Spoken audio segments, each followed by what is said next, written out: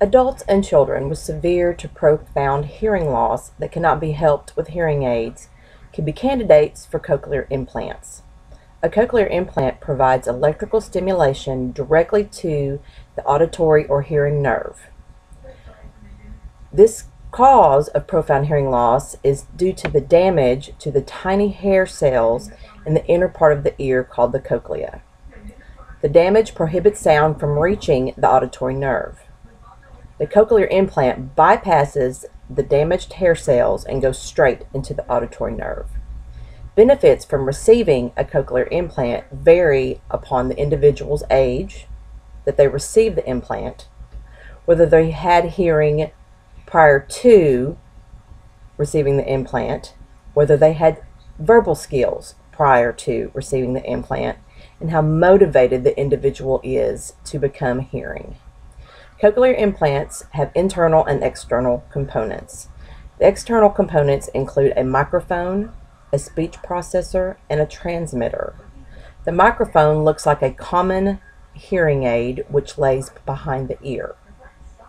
The microphone picks up the sounds, transmits them to the speech processor. Then the transmitter sends the coded signals into the implanted receiver, which is just under the skin. The internal components include a receiver and electrodes. The receiver is placed just under the skin behind the ear. The receiver takes the coded signals and sends them through to the electrodes, which are implanted into the cochlea. The electrodes stimulates the hair fibers in the auditory nerve, and it creates a sound sensation. An individual goes through extreme, intense evaluations before being approved to receive a cochlear implant.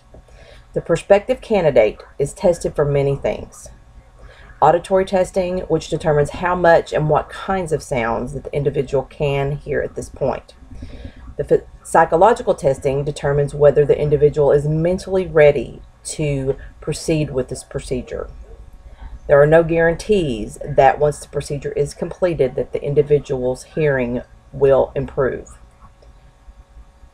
The final is a medical evaluation to see if the individual is physically fit enough to proceed with the procedure.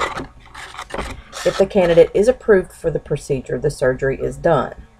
Approximately 4 to 6 weeks after the surgery is completed, the individual is fitted with the external components for their implant.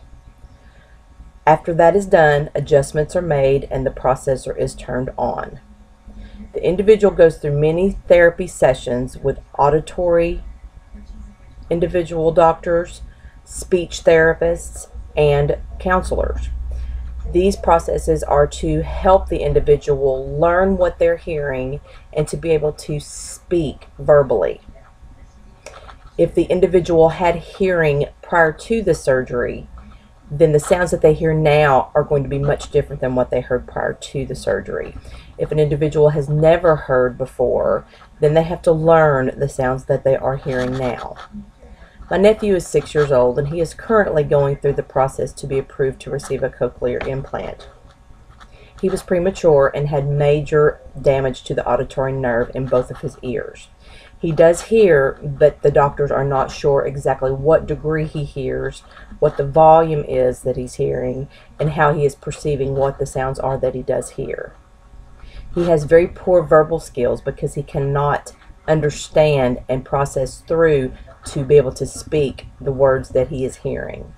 We are very excited for him to have this opportunity to give him the chance to be able to hear and to be able to communicate with verbal skills. Thank you.